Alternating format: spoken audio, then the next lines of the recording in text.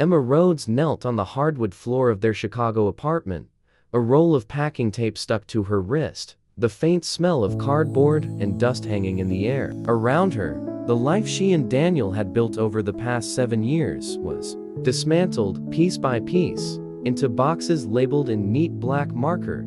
Kitchen fragile. Books, Emma's stuff. The city's winter light streamed weakly through the windows, pale and cold, cutting stripes across the floor. Outside, a gust of wind rattled the fire escape. Somewhere below, a car horn blared, then faded into the constant hum of traffic. Daniel was in the kitchen, sealing the last of the dishes into bubble wrap. His dark hair was slightly mussed, his sleeves rolled to the elbows. "That's the last of it," he said, pressing down the tape with the flat of his palm. "Feels weird, doesn't it?" Emma looked at the box in front of her bedroom and touched the lid as though it were a fragile artifact. "We've talked about it for months," she said, "but now, it feels real, like there's no turning back." They'd been dreaming of this for over a year. Daniel's job as a software engineer had gone fully remote after the pandemic.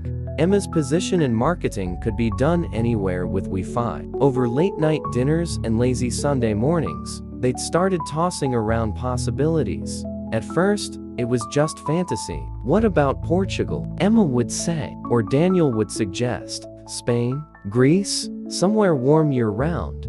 But as the months passed, the conversations became less about what if and more about when and where.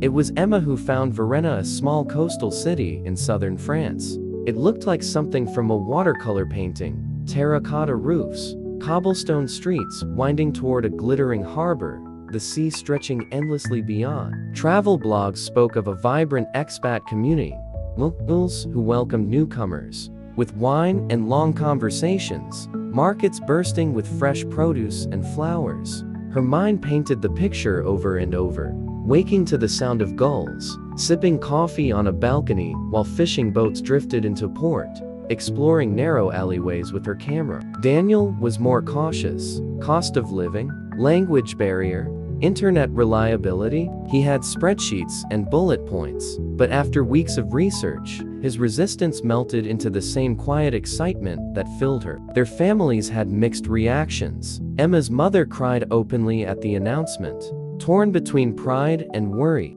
Daniel's younger brother clapped him on the shoulder and said, "You're braver than me, man." Friends hosted a farewell dinner. Wine flowed. Laughter came easily. Cameras clicked to capture the night. Later, Emma would remember those photos, smiling faces lit by warm restaurant light, and wonder if someone else had been there, capturing the same moments from the shadows. The day of the flight, the airport was a blur of security lines, coffee cups, and final hugs. Emma's stomach fluttered as they walked down the jet bridge. On the plane, she pressed her forehead to the window as Chicago's skyline faded into cloud. Daniel squeezed her hand. "Here we go," he said. When the plane began its descent into Nice, the coastline unfurled beneath them, a jagged ribbon of cliffs and beaches, the water a shade of turquoise that almost looked unreal. Somewhere in that view was the city they would call home. Somewhere in that view, unseen, something waited for them.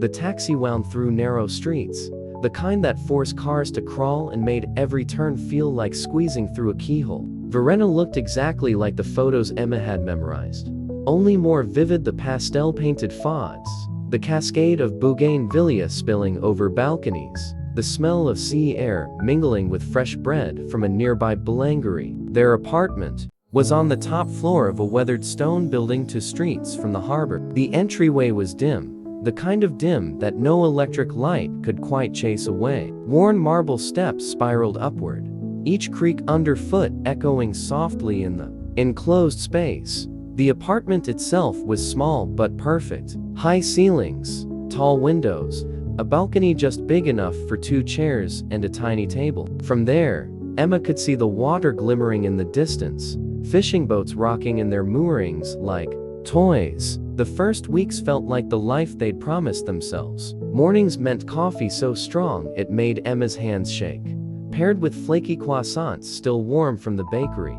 Afternoons were for exploration, markets brimming with flowers and ripe tomatoes, narrow streets where laundry swayed on clotheslines above her head. Daniel settled into a cafe just off the main square for work, his laptop open to a backdrop of clinking cups and low conversation. Emma joined a photography club, its members a mix of locals and expatriates who met weekly to capture Verena's charm. But the rhythm began to change in ways she couldn't explain. It started small. The first time she ordered a camera lens online, the tracking page said, "Delivered," but it never appeared. The landlord shrugged when she asked. Perhaps someone took it. This is rare, but it happens. Then the phone calls began. Wrong numbers at first. A man speaking rapid French, then hanging up. Other times, there was only silence and the faint sound of breathing. Daniel waved it off as telemarketers or bad reception. But Emma began to notice a different pattern: calls late at night,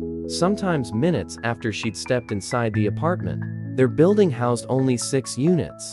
Most residents polite, but private. Except one. Julian Moreau lived in 3B, early 40s, sharp suits, hair always perfectly styled. He moved with the deliberate precision of someone who had no need to rush. The first time Emma passed him in the hallway, she offered a cheerful bonjour. He met her gaze, said bonsoir in a voice too soft to match the intensity of his stare, and kept walking. After that, she started spotting him more often, standing at the mailboxes for no reason, lingering in the stairwell as though listening. Once, she caught him in the street below, head tilted upward, eyes locked on their balcony. She began locking the balcony door at night. It was a rainy Tuesday when the first warning came. Daniel had gone to the cafe to work.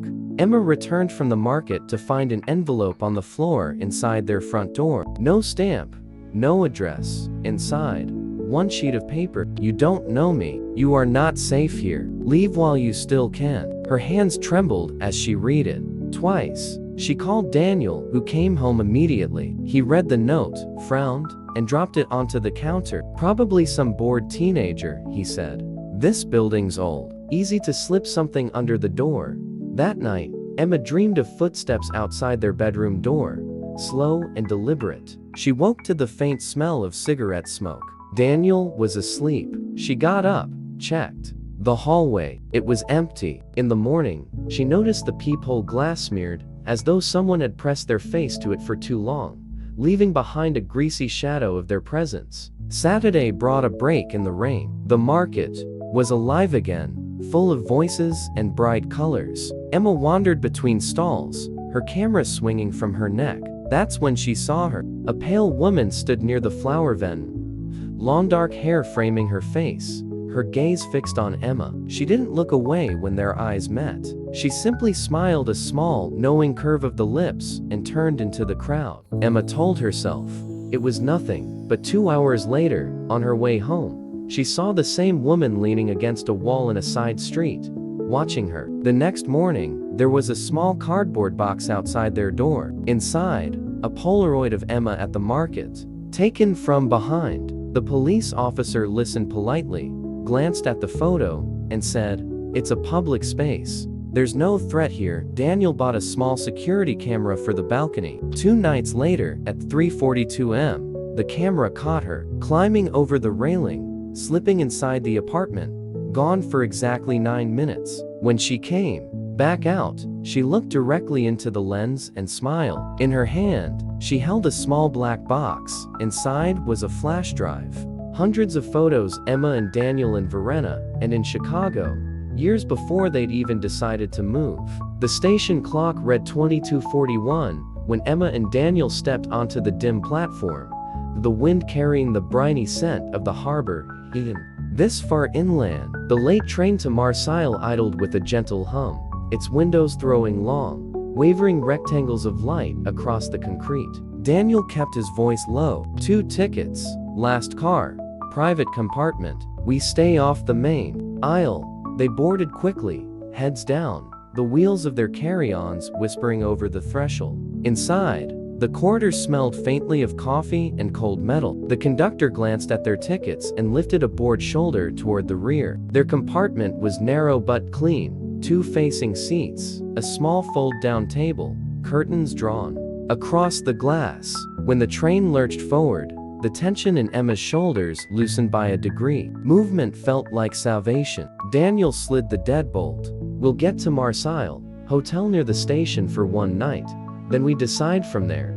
Emma nodded, but her eyes lingered on the thin seam around the door. She could hear the train's bones, the rhythmic clatter, the low engine thrum, the occasional complaint of metal on metal in a curve, and beneath it all, a second rhythm, her pulse in her ears. An hour passed. They spoke in fragments, finished each other's sentences, stopped when their voices rang too loud in the small space. Emma took out her camera, not to scroll photos, but to feel the weight of something that had always centered her. She caught her reflection in the window, two faces hovering in the black glass, the countryside a smear of ink behind them. A soft scrape whispered in the corridor. Daniel's head lifted. The scrape again, closer, then the gentle, decisive sound of a hand on their handle, as if someone were confirming it was locked. Daniel mouthed, "Conductor?" Emma shook her head, eyes wide. The scrape retreated. Silence returned, but it was a thinner silence now, strained,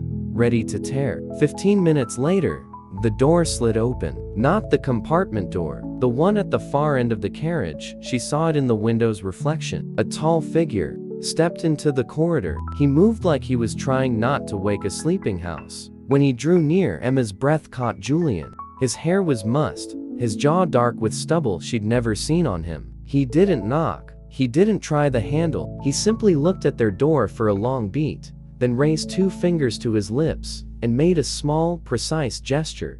"Wait." The train stuttered. Lights flickered. Far ahead, the brakes bit down with a screech that rippled car by car, a metal scream that peeled through Emma's ribs. They braced as momentum shoved them forward. The compartment lights died, replaced by the pulsing red of emergency bulbs. Julian's silhouette snapped into motion. He reached their door and spoke through the panel in a whisper so sharp it felt like a blade. "Do not shout. Do not open this door unless I tell you." "Why?" Daniel began. Julian cut him off. "They are on board." The corridor filled with new sound. Heavy boots, deliberate and unhurried. A second silhouette joined the first. At the far end of the carriage, a woman's outline, slender, still, head tilted as if listening for a heartbeat. Emma knew the shape before fear finished naming it. The pale woman. She didn't walk. She advanced like a tide. Behind her, two larger figures drifted into view, shoulders wide, faces obscured by dark scars. The three of them paused outside the compartments one by one. Hands tested handles. Locks clicked. Breathed against, dismissed. They stopped at Emma and Daniel's door. A gloved palm pressed flat to the panel, slow, almost affectionate. The pale woman leaned forward until the red emergency light kissed the curve of her cheekbone. She didn't speak. She smiled small, satisfied, and turned her head as if listening through the wood. Emma's breath thinned to a thread. Julian moved first. He stepped into the corridor, placing himself 4 paces behind the trio. "You're late," he said softly, like a man remarking on the weather. 2 scarves turned toward him. The woman did not. "You were always impatient, Julian," she replied, her French burnished to a faint, almost musical accent. "Step aside. Trades off," Julian said. "Different terms." Emma looked at Daniel. "Trade?" The woman made a sound like a hum, the smallest edge of amusement in it.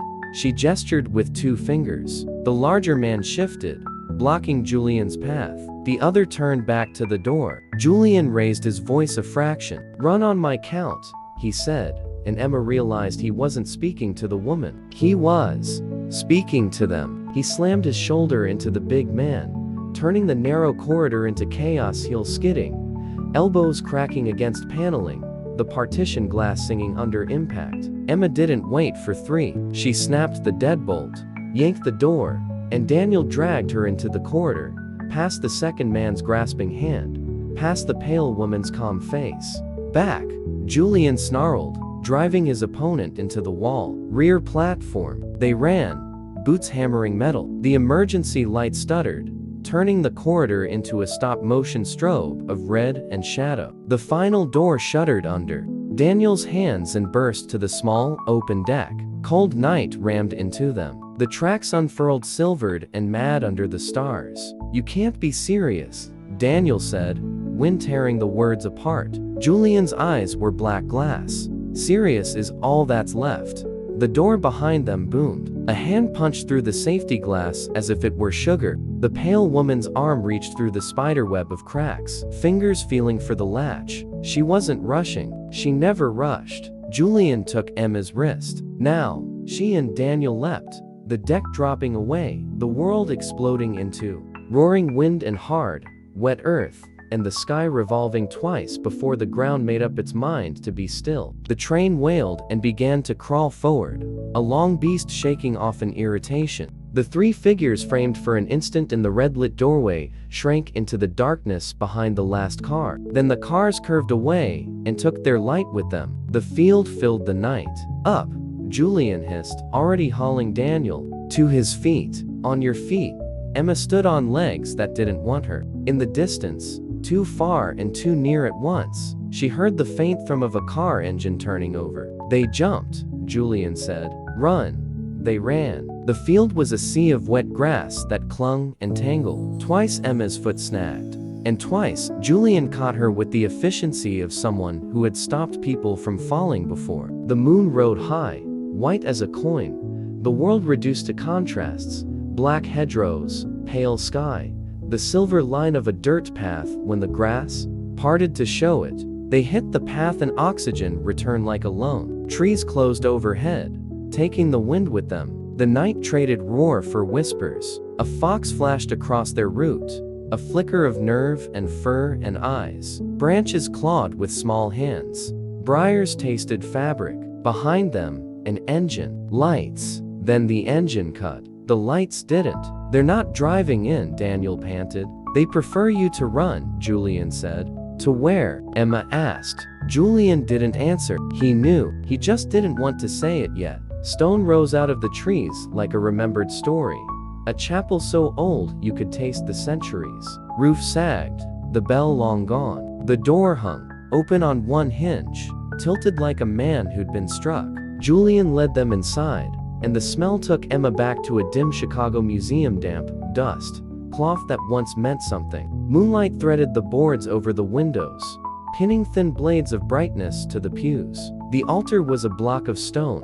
The edge crumbled to expose a seam of darker rock within. "Here," Daniel whispered. "It's the wrong kind of holy place," Julian said, and the line was so strange Emma almost laughed. The sound that came out was a gasp. Julian set his hands on the altar and bowed his head for a count of 3. When he raised it, his face had the look of a man who had chosen something. "They collect," he said, voice level. "You've heard that part. You said they trade memories," Emma replied. "That doesn't make sense." "It doesn't have to," Julian said. "It only has to work. Think of it as leverage. People will pay for pieces of a person that are not written down. The line they used to get into a vault. The face they made when they lied, and the name they thought of when they did. The shape of a network. The fault line in a marriage. A weakness in a mind. They harvest, assemble, sell." "How?" Daniel asked. Julian glanced at Emma a quick, assessing look. "You've felt it already. The late night calls, the photographs, the note under your door. Most of their work is simple pressure. What you notice tells them who you are. What you ignore tells them how to enter." Emma swallowed. "And you?" Julian's mouth flattened. "I made a trade once." His gaze slid to the chapel doors, the shadows between pews. "Don't let me again." A sound like a finger on glass came from the rear of the chapel. Not a knock, a polite request for attention. The woman was simply there the way fog is first. A suggestion, then a fact. Her hair was dark silk falling over the collar of a coat too thin for the cold. The emergency light from somewhere inside the wall must have found a way to her face, because she did not belong to the moon. She belonged to electricity and intelligence. "You keep bringing them to old places," she said to Julian. "You think it changes the terms?" Julian drew himself up. "You're out of time." She tilted her head, considering. "Time is the only thing we own." 2 men unfolded from the shadows by the side door, broad, quiet, not muscle so much as logistics. One wore a cord looped twice around his wrist, utility, not ornament. Daniel stepped in front of Emma. "What do you want?" The woman finally looked at him, and Emma felt the almost cordial weight of that attention, as if her gaze issued invitations and withdrew them in the same breath. "We want what you carry," she said. "You mean memories," Emma said, forcing the word into the cold. Among other things, she flicked her fingers, as if brushing away dust. "This is tedious. Julian, move." Julian moved but toward her. He hit the nearer man in the throat with the heel of his hand, then used the pew as a fulcrum to throw him sideways. The second man stepped in. Daniel caught him across the jaw with a ripped plank, the wood shattering, surprise buying 3 seconds. "Go," Julian barked. Emma ran. She didn't look back until she hit the side door, and when she did, she saw the woman watching them leave with no adjustment of expression at all, like a teacher allowing children to find the edge of the schoolyard before whistling them in. The forest took them again, and the chapel smell stayed stuck behind Emma's teeth. Damp cloth, old stone, a thin impossible trace of perfume. "You knew she'd come there," Daniel said when they're breathing a loud speech. "She's walked me out of that door before," Julian replied. "You said you made a trade," Emma said. "Who?" Julian didn't answer. He didn't breathe for 3 steps. Then, "My sister." The ground dropped. A new smell rose, wood smoke and hot iron. Ahead, a warm rectangle of light, low to the earth, the kind of farmhouse that is more kitchen than house. "Henry," Julian said, and the name sounded like a map. The door opened 6 inches and stopped against a chain. The man behind it was built of lines, the long crease from the corner of a downturned mouth, the crow's feet cut wide by a life spent reading horizons, the thin pencil stroke of an old scar at the temple. His eyes were the only soft thing about him. They were not soft now. "Non," he said through the gap. "It's late." "Henry," Julian repeated, and now Emma heard something familial in it, not quite respect, not quite pleading. "It's me." They're behind. Henry looked once at Julian, twice at Emma and Daniel, then down the track. Something he saw there decided him. The chain lifted. The door opened fully. "Inside," he said. "Shoes off." Mud tells stories. The kitchen was functional. A wood stove, a table scarred by decades of plates, a sink under a small window, where a curtain hung crooked on one nail. On the counter lay a folded oilskin envelope. The house smelled like soup reduced to its salts and smoke married to iron. Henry locked 3 locks with the unconscious choreography of a man who could do it in the dark. "Tea," he said, already reaching for a kettle. "Talk." Julian used as few words as possible. "Train, jump, chapel, she's here." Henry made a small sound that was neither surprise nor sympathy. He turned to Emma and Daniel. "You thought you were clever leaving Verena." "We weren't trying to be clever," Daniel said. "We were trying to be alive." "That's clever enough," Henry said, and only then did his mouth consider a smile before discarding it. He set 3 mugs on the table, steam breathing from their thin lips. "They have long hands. They touched you before you knew it." He opened the oilskin. Inside, photographs, the glossy rectangles of other people's moments. Emma's heart stumbled. There she was, laughing at a Chicago diner, mid-bite, a smear of jam bright on her thumb. Daniel, shoulders lifted against an April wind, crossing a bridge she recognized by the rust pattern alone. Emma leaving a pilot's class, ponytail askew, phone in her teeth as she tied a shoe. None of these were posed. All of them were watched. "Who left these?" she asked. Henry tapped the envelope. "They think I collect." "I do, but not what they expect." He cut his eyes to Julian. "You didn't tell them your sister's name." Julian's jaw twitched. "Not your story, on," Henry agreed, and didn't tell it. "You were marked," he said instead, to Emma. "A long time ago. Maybe because you stopped to speak to a man who wanted a coin. Maybe because you met a woman at a party who wasn't on the guest list. Maybe because your landlord sold a column of names for cash. People sell what they can. Most of the time they think it's nothing." Daniel leaned forward. "Why us?" Henry shrugged. "A small elegant lift of bone and cloth. Profiles. Patterns. A couple is two for the effort of one. He nodded at Emma, has eyes that try to understand a room. He at Daniel has the part of the mind that organizes doors and leaves one open for visitors. They like those minds. They fit together. The sound came, then boots on gravel, slow, without urgency. Emma's skin knew the cadence before her ears did. The pale woman's voice passed across the wall like smoke through a fence. She's close, the voice said, as if reporting a weather shift. Henry put his hand around the rifle by the door. It was an old thing, oil darkened, cared for the way some men care for houses of worship. He did not look at Emma when he spoke. He watched the window's black square like it might throw a picture at him. Cellar door out back, under the rosemary. Second plank from the left is loose. Lift. Don't pry. Henry Julian began. Henry made a tiny sound. No time. Go. I am old, and therefore sometimes useful. Emma wanted to argue. She wanted to insist he come with them, to throw herself into the part of the story where no one is left behind. But Henry had the posture of a man who had practiced endings and found a way to live next to them. Merci, she said, and meant I don't know how to be equal to this gift. He did not accept the thanks. He nodded. Once. Don't make your running small, he said. Run like it matters. They slipped into the night through the back door. Rosemary tore under their thighs as they found the cellar hatch and lifted it. The smell of damp wood rose like a living thing. They lowered themselves into dark that felt less like absence and more like a body you had to move through. Above, the front door opened. The scrape of a chair, the thin click of a gun being made official. The pale woman's voice, closer now. Bonsoir, Henry. Bonsoir. He returned, patient and dry. You're too late for soup. You're not old for charity, she said.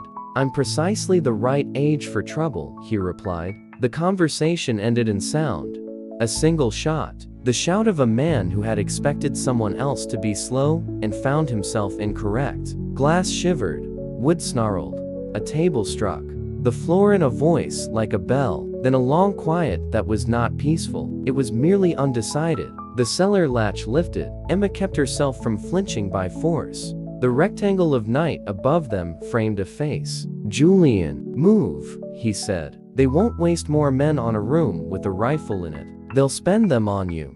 Emma's eyes moved over the kitchen as they slid through. The table lay, canted on a broken leg. The rifle leaned against a chair. There was no blood she could see, which meant nothing. Henry, she tried. Already gone his way, Julian said. He touched the rifle as if it were a person, and then left it where it was. Run. The forest accepted them without comment. The dew had sharpened into frost in the low spots, a lace of white along the ditch lines that turned breath into steam. They're not behind us, Daniel said after 10 minutes of silence spent moving. I don't hear. They don't trail, Julian said. They shape. Emma thought of the engine that had cut its lights at the tree line, of the way the train had not needed to stop so much as the world had offered to halt for the pale woman. They're ahead, she said. They're everywhere you will be, Julian corrected, and it didn't feel like poetry. It felt like a syllabus. They crossed a narrow stream on stones black with algae. Julian moved like he had learned his body in terrain instead of a gym. He chose the side paths, the places where branch tips brushed shoulders and left mistakes on fabric. You said you traded, Daniel said, breath white in the air. What did you get? Julian didn't look back. A reprieve. For you? Emma asked. For a woman I loved, he said. I thought the math was heroic. It was only arithmetic. He ducked a low branch. They kept the promise and kept the claim. What claim? Emma asked, though she already knew the answer at the marrow. On me, he said simply. On what I know. On who I pass. On rooms I can enter without knocking. Not ownership. Access. There's a difference. It feels like freedom until you come to a door they prefer closed. They reached a fork.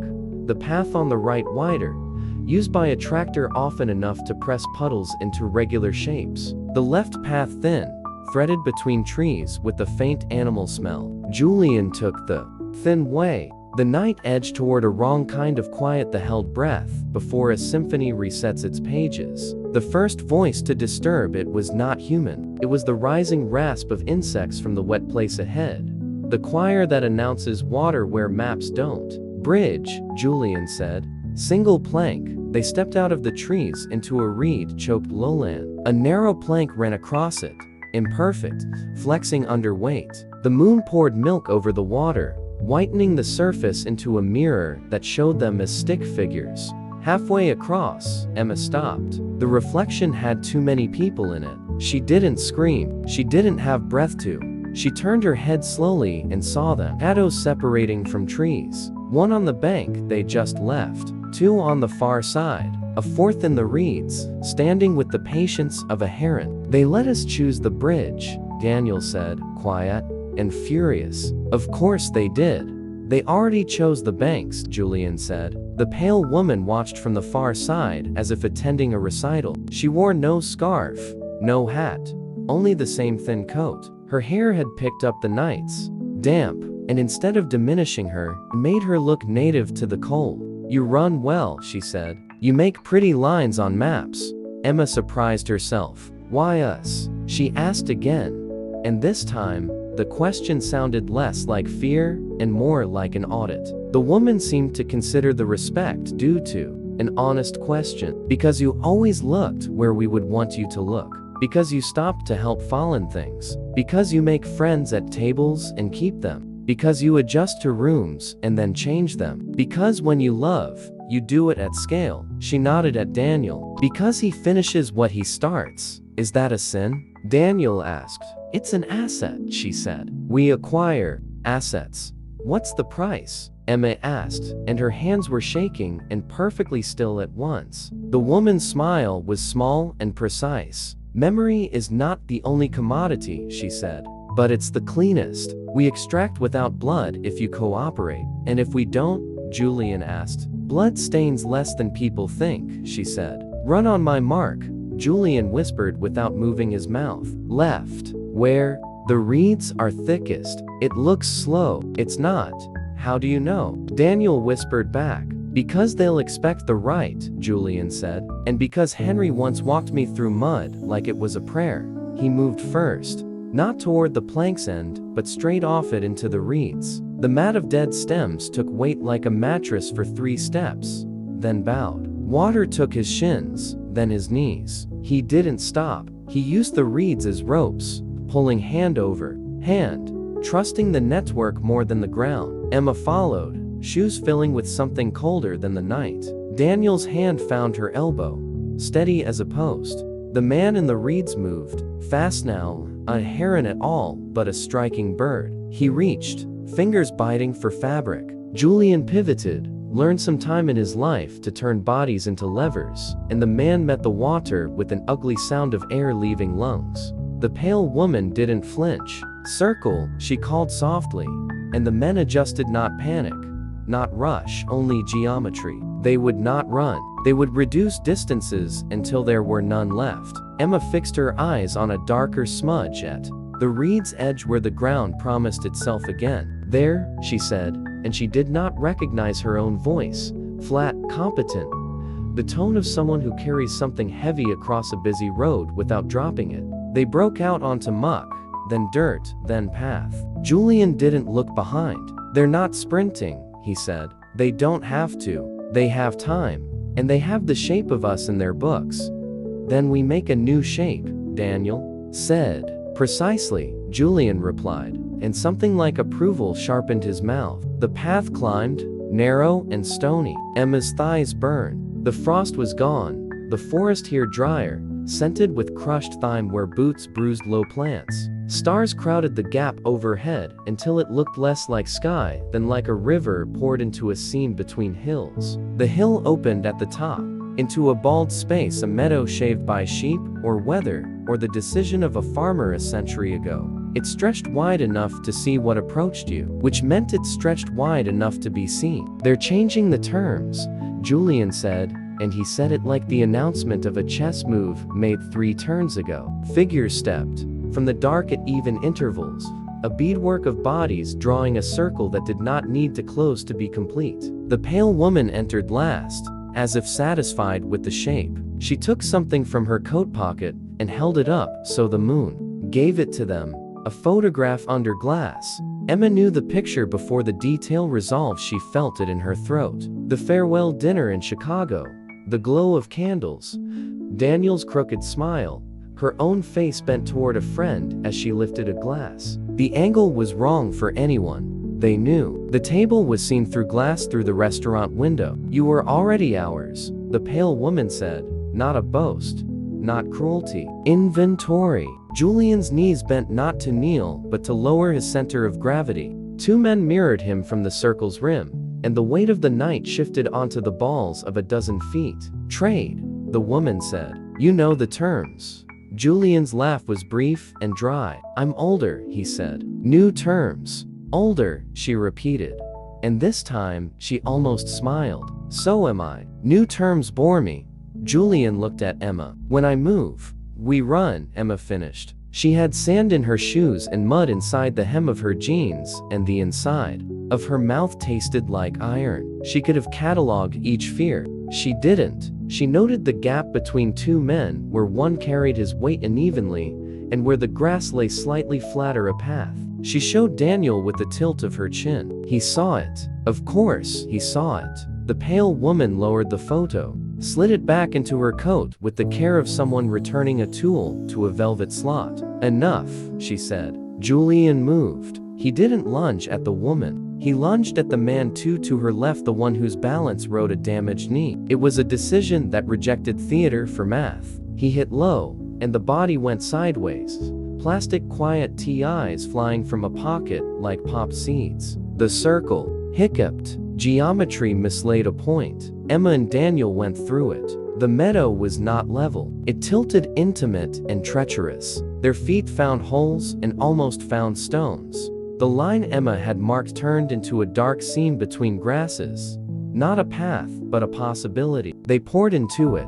Behind, men moved not like hunters but like shepherds, reforming not to chase but to steer. The woman did not shout. Left, she said, and the word knew them. The bodies on the left swelled. Right, Emma said immediately, and they cut the other way. The seam obeyed. For 20 blistering seconds, the choice bought them breath. The meadow pinched into a throat of scrub and stone. The scrub had opinions. It took cloth. It took skin. It offered none back. The stone went slick where water had licked it into dark.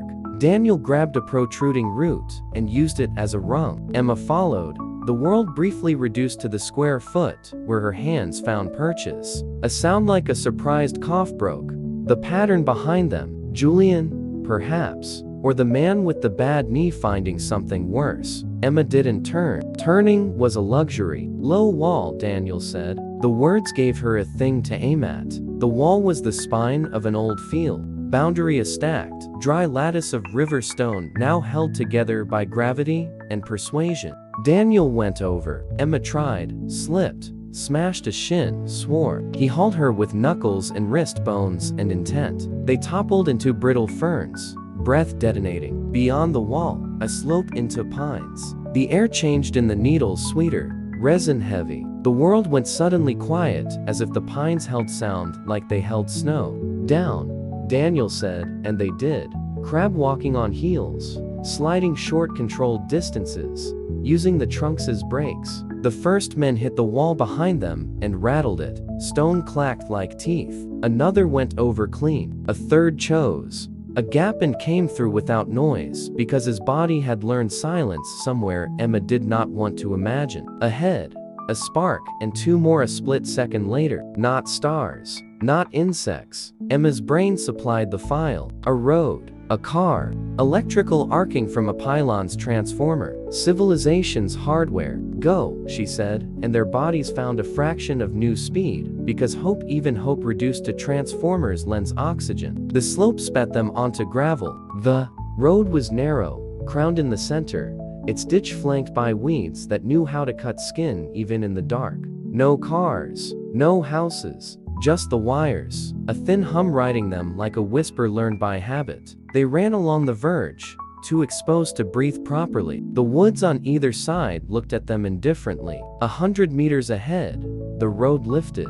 To cross a small bridge, the creek beneath it mulched black and fast. Lights bloomed behind the not hard, not urgent. A van, its high beams down, traveling like a man who has nothing to prove and more than enough time. Not that way, Daniel said, and pointed down the bank. The creek would be cold enough to bite. It would be loud enough to blur. Julian's voice came from the tree line to their left, and Emma's heart did something stupid and grateful. Here, he hissed. Under. He'd found a culvert concrete throat under the road. Shoulder high, the creek funneled thinly to rush through. They ducked into it, backs pressed to wet stone, water shouldering past their shins. The van rolled over the bridge above them, a dull double thump in the culvert's belly, and the sound of its engine was an animal purr without hunger. It stopped on the far side. Doors sighed. Voices shuffled. The pale woman's words moved through the culvert like smoke through a keyhole. Forward 30. They'll take the creek. It's what he'd do. He? Julian. Emma met his eyes in the dark. He shrugged once. She's not wrong, and raised a finger. Wait. Seconds stretched until they put muscle on and became minutes. The engine idled. Then it didn't. The van moved on, not far, not fast. Julian's hand pressed Emma's shoulder lightly. They slid out the other end of the culvert into grass slick as eelskin. The creek ran black, a muscle tense between banks. They followed it, not in the water now, but in the shadow of its cut. Stooping when the bank reared, straightening when it gentled. You can't keep outrunning geometry, Julian said softly. You have to break the drawing. How? Emma asked. By doing what you hate, he said. Leave something behind you want.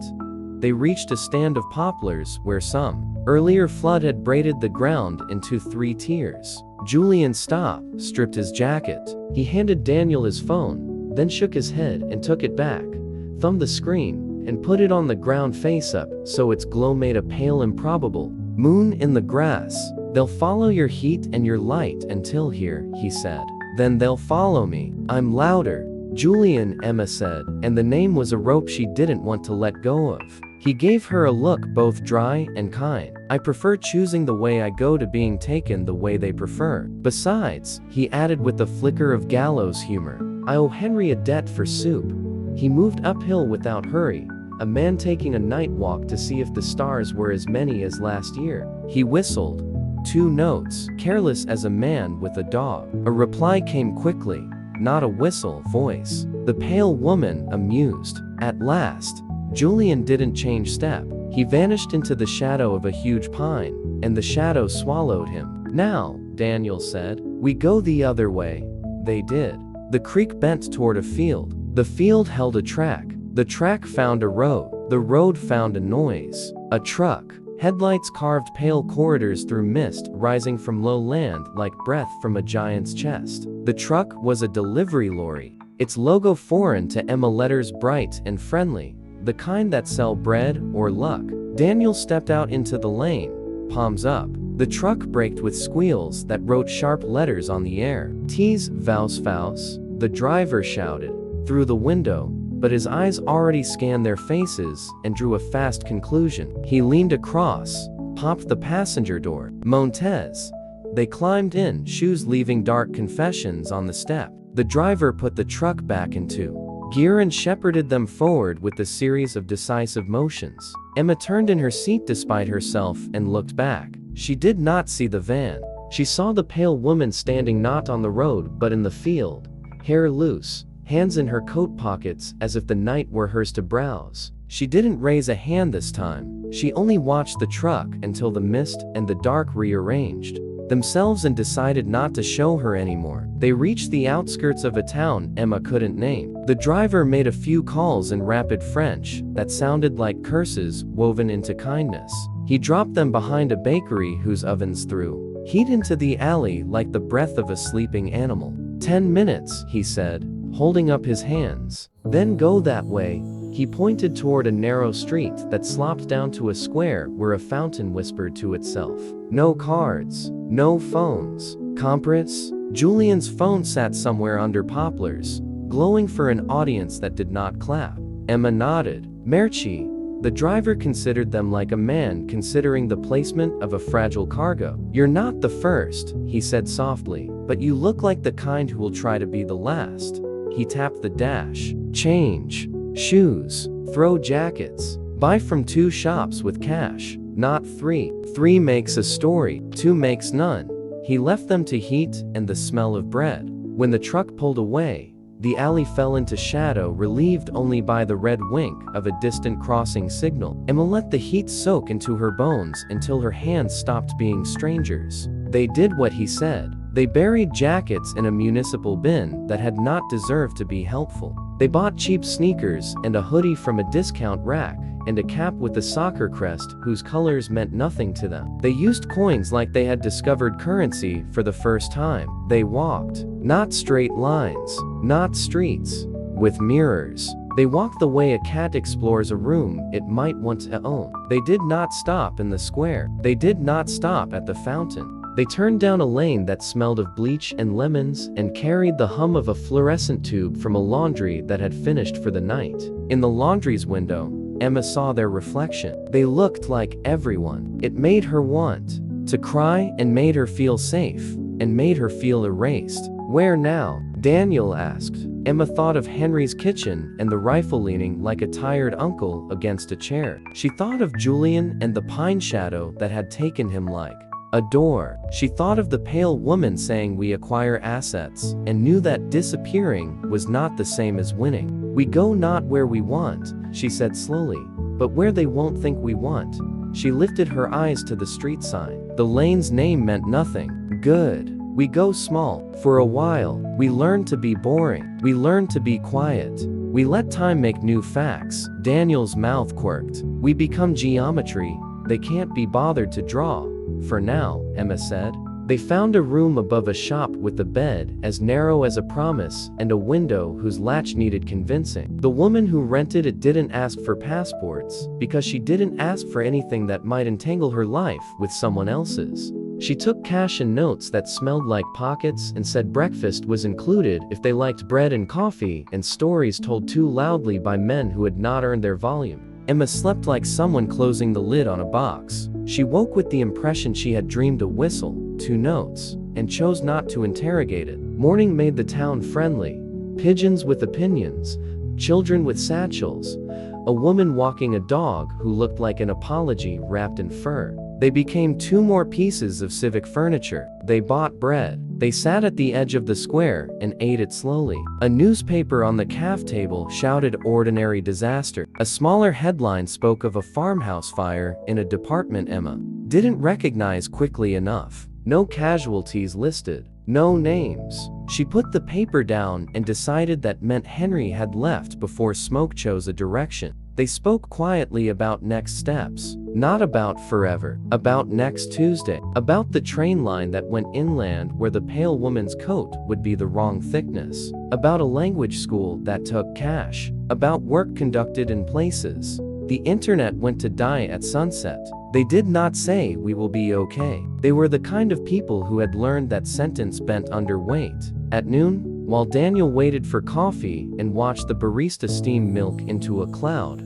Emma stood at the edge of the square and felt eyes on her. Not a cold feeling, an electric one. A static pattern along skin that was neither wind nor fear, but recognition. The body remembering the weight of being noticed. She lifted her gaze to the opposite colonnade. For a second, she saw her, the pale woman between 2 pillars, hair pulled back, wearing a coat that had no business working this far from the sea, but did anyway. She was not looking at Emma. She was looking at the clock on the square's tower, the way one might check a train schedule, not because one intends to leave, but because one likes to know where trains are. She turned her head. Their eyes met. She didn't smile. Emma did not look away first. She let the look be weighed. She let the woman see the decision in it. We will not be traded. The woman tipped her chin. The smallest nod. Not approval, not defeat. A notation in a ledger. Asset decline. To be revisited later. She stepped out of sight like a person walking past a window. When Emma crossed the square to the colonnade, there was nothing but a chalk hopscotch grid and a poster about a play whose opening night had already happened. That evening, Emma and Daniel found a library. It smelled like dust and forgiveness. They sat in a corner under a shelf of history that had decided to retire from warning anyone. Emma opened a notebook. The paper had faint blue lines and a red margin down the left. She wrote, "We are not currency." She underlined it once. Then she began to write the names of everyone who had helped them. The driver who liked 2 shops better than 3. The librarian who pretended not to notice cash for a month-long card. The baker, Henry, Julian. She left space after each name. Not a blank for death, a blank for debt. She would fill them with returns. Days stretched into something with corners. They learned which streets were for morning and which were for afternoon, which calf chairs tipped when sat on, which bus drivers would stop for you if you ran and waved, and which would not. They learned to be small until smallness made itself a shelter. Sometimes, Emma woke at 3:42 a.m., and the balcony in her mind grew a camera. She would get up and sit by the window and watch the square hold itself together under stars. She would think of the pale woman, and of the phrase, "we acquire assets," and of how maybe the opposite of being acquired was to choose relentlessly, daily, stupidly, bravely, until choice itself turned into a map. One afternoon, a month later, a small package arrived at the shop downstairs with no return address. The shopkeeper brought it up with a shrug. "For you, maybe shoes, maybe trouble." Inside the box, a Polaroid of a stone chapel taken in morning light, the boards off the windows, the altar bare, the door replaced. On the back, in a hand both neat and spare, "This is not holy either, but it is not theirs anymore." No signature, no address, no demand. Emma held the photograph by its white edges and felt a strange thing under the fear and the fatigue and the calculation. It was not safety. It was not victory. It was continuity. She looked at Daniel. "We go back someday," she said. "When it's not about running," he replied. "When it's about returning," she said. They put the Polaroid on the windowsill, where morning lived. When sun touched it, the chapel glowed, and the room small, borrowed, imperfect felt like the opposite of a trap. It felt like a stake in the ground, not defiance, not surrender. 10,000 mornings later, if you asked Emma to tell you the worst and best thing about moving abroad, she would not mention the sea or the bread or the language that eventually let her dream in it. She would say, "We learned the price of being ours. We paid it. We kept the receipts." And somewhere, always somewhere, the pale woman would be checking a clock, or a map, or the slope of a field under moonlight, making new geometry from old lines, choosing not to close a circle, because circles can be opened again. Assets can refuse acquisition. Trades can be declined. Currency can decide it will not be spent.